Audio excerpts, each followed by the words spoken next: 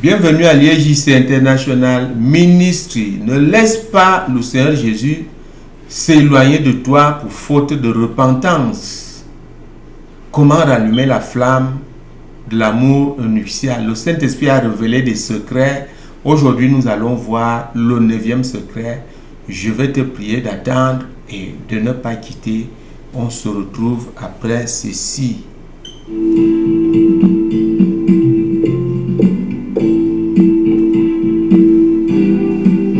L'ISJC, l'intimité avec le Seigneur Jésus-Christ, l'assurance absolue du salut de ton âme. Alléluia, alléluia, alléluia. On se retrouve donc pour continuer nos enseignements, les enseignements de l'IEJC International Ministry qui transforment la vie et nous garantissent la vie avec notre Père à la Nouvelle Jérusalem. Avant toute chose, nous allons prier Dieu d'Abraham, Dieu d'Isaac, Dieu de Jacob, Père éternel, Seigneur Jésus, qui est comme toi. Elohim, qui est comme toi, tu es un Dieu qui aime son peuple. Voilà pourquoi tu as changé plusieurs alliances pour arriver à habiter à l'intérieur de l'homme pour assurer sa protection et son salut. Et voilà pourquoi nous sommes là aujourd'hui, nous sommes appelés enfants de Dieu. Merci Seigneur, merci pour cet amour. Maintenant, Saint-Esprit prend contrôle, enseigne ton peuple en amenant, n'est-ce pas, à l'obéissance de la parole de Dieu, toute pensée captive. Sur ce thème, comment rallumer la flamme de l'amour nuptial. Merci Père. Je couvre cet endroit par le sang de Jésus-Christ. Et toi qui me regardes, sois protégé par ce même sang. Au nom puissant de Jésus, nous avons prié. Amen. Alléluia, alléluia. Je suis très content de vous retrouver. Eh bien, avant de commencer d'engager, n'oublie pas de t'abonner à cette chaîne YouTube, n'est-ce pas, notre chaîne YouTube. Et puis fais l'œuvre d'un évangéliste. Commence par là. Il va te bénir, il va t'élever. Alléluia. C'est un combat. Il faut sauver la plupart. Et il faut partager. Ne manque pas de like. Ne manque pas de like. Eh bien, nous revenons donc sur notre série Comment rallumer la flamme de l'amour nuptial. Quelque chose ne va pas. N'est-ce pas, dans ta relation avec le Seigneur Jésus-Christ, il y a quelque chose qui ne va pas. Tu dois vérifier à tout moment. Dernièrement, nous avons vu le secret numéro 8, n'est-ce pas, qui consistait donc à faire toutes choses pour l'amour du Seigneur. Il faut retenir les Écritures, Matthieu 10, 39, quand il a répondu. Quand vous avez fait ces choses à un de ses plus petits, c'est à moi que vous les avez faites. J'expliquais que quand tu fais du bien à quelqu'un pour l'amour du Seigneur, le Seigneur consomme cela dans son cœur et tu sens cette joie-là. Nous avons vu le verset 19, le chapitre 19, verset 29 et puis Marc 13, 13. La conclusion était que faire toutes choses pour l'amour de lui nous fait persévérer jusqu'à la possession du royaume.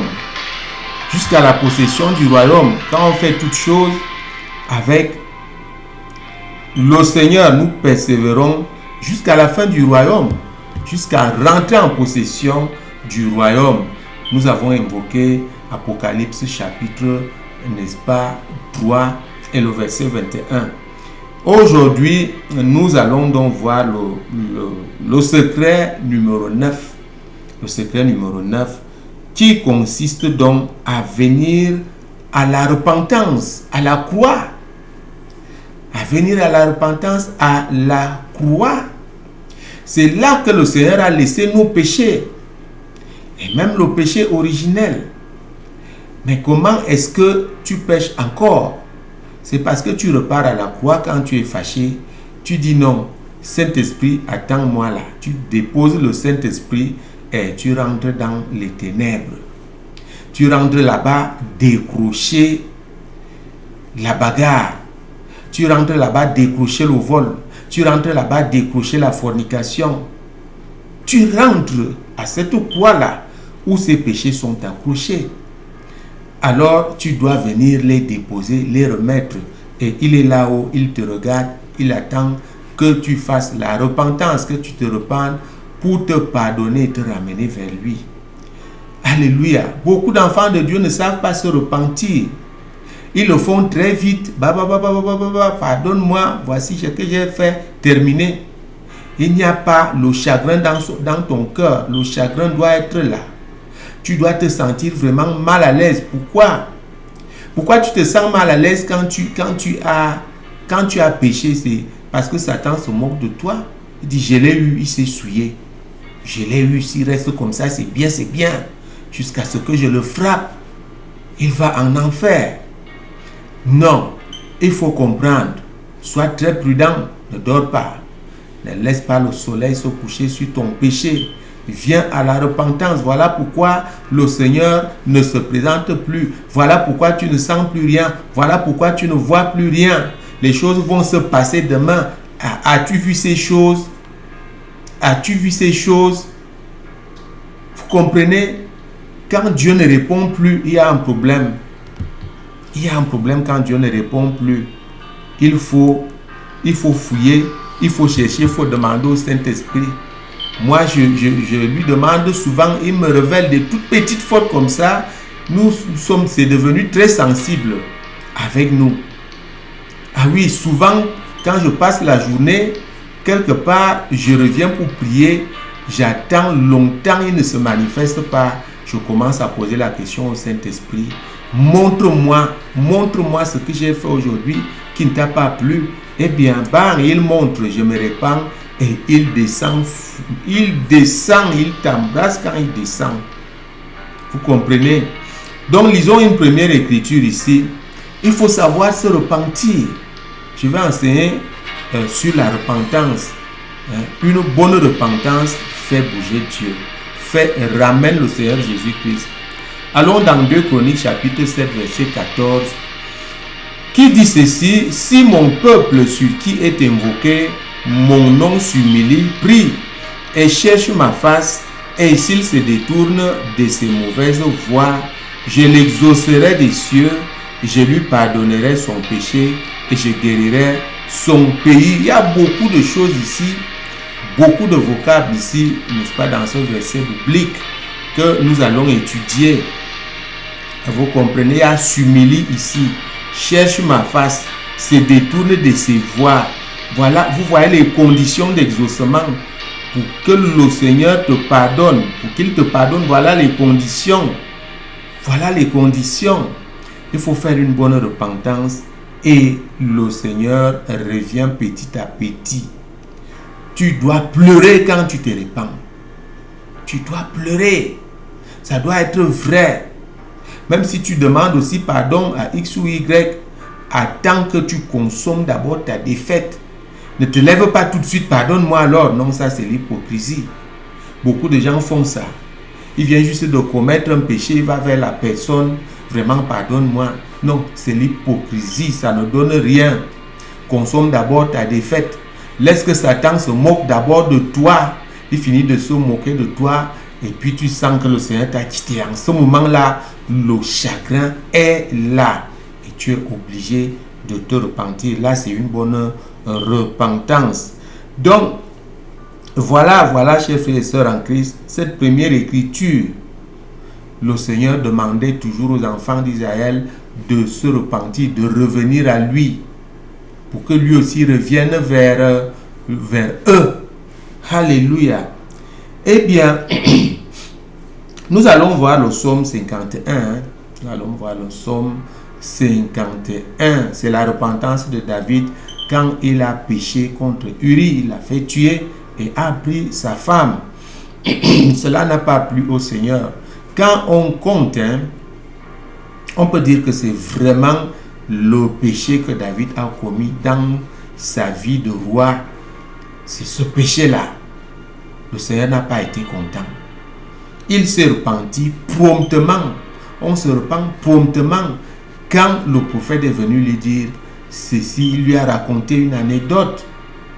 par rapport à ce chef qui a pris la chèvre du pauvre voisin, parce qu'il avait des étrangers, il est venu prendre sa chèvre pour, n'est-ce pas, faire manger ses étrangers. Le grand roi David s'est fâché et dit que un homme pareil mérite de mourir. Vous comprenez? Le prophète lui a dit, cet homme c'est toi. Voici ce que tu as fait.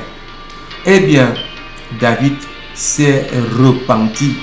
Quand tu lis le psaume 51, tu vois vraiment comment ça venait du fond de son cœur. Vous comprenez? Comment ça venait du fond de son cœur. Le verset 3 ici commence par dire, ô Dieu, aie pitié de moi dans ta bonté, selon ta grande miséricorde, efface mes transgressions. Vous comprenez? Aie pitié de moi. Donc, il dit ici, au verset 5, je reconnais mes transgressions et mon péché est constamment devant toi. Le Seigneur, vous comprenez, on peut tromper les gens, on peut pécher dans le noir, mais Dieu voit toutes choses. Dieu voit toutes choses.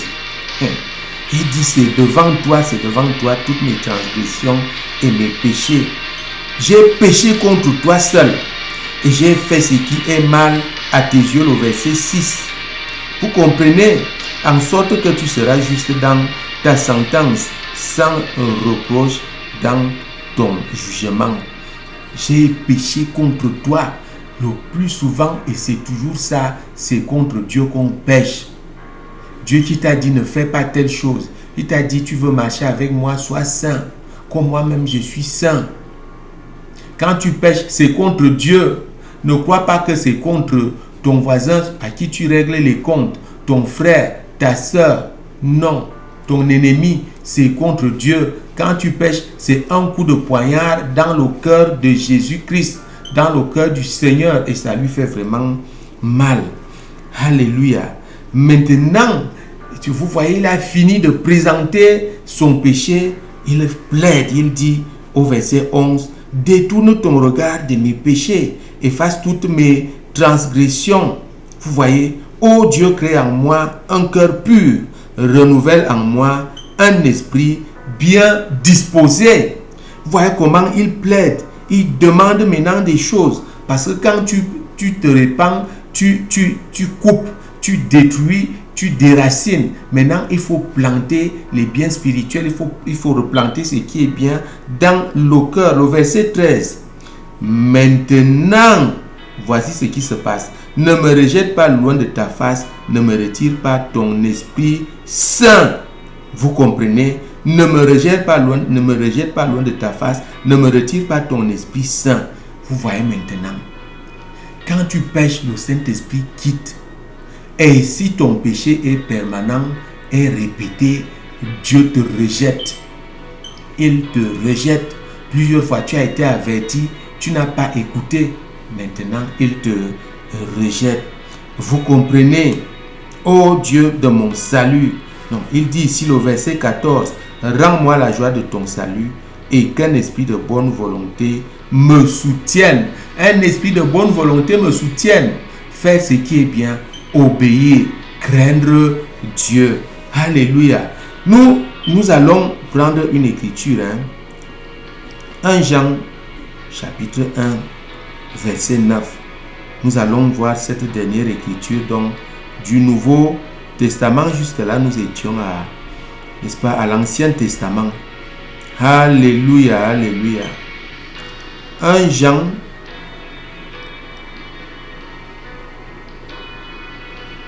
chapitre 1, verset 9. 1 Jean chapitre 1, verset 9 dit ceci. Si nous confessons nos péchés, il est fidèle et juste pour nous les pardonner et pour nous purifier de toute iniquité. Deux choses ici. On confesse nos péchés, ça veut dire on se répand. Le Seigneur nous pardonne d'abord. Ensuite, il efface l'iniquité. L'iniquité quitte avec le sang du Seigneur Jésus-Christ.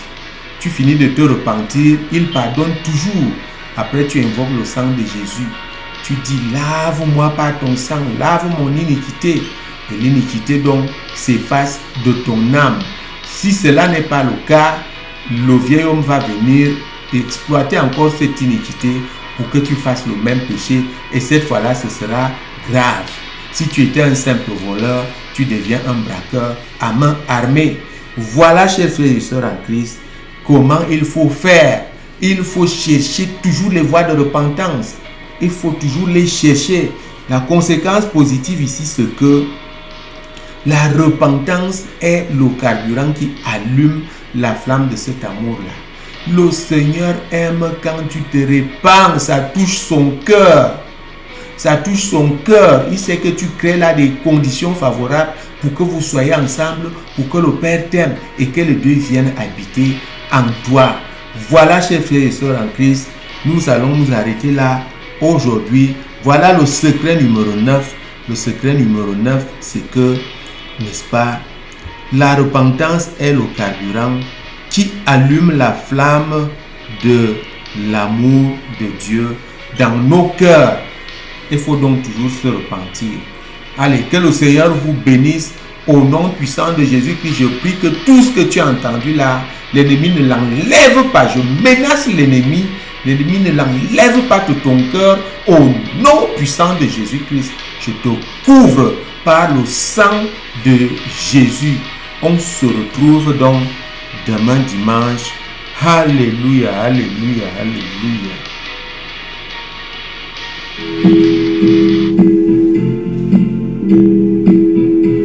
Jésus-Christ est vivant, Dieu n'a pas de fin et les miracles continuent.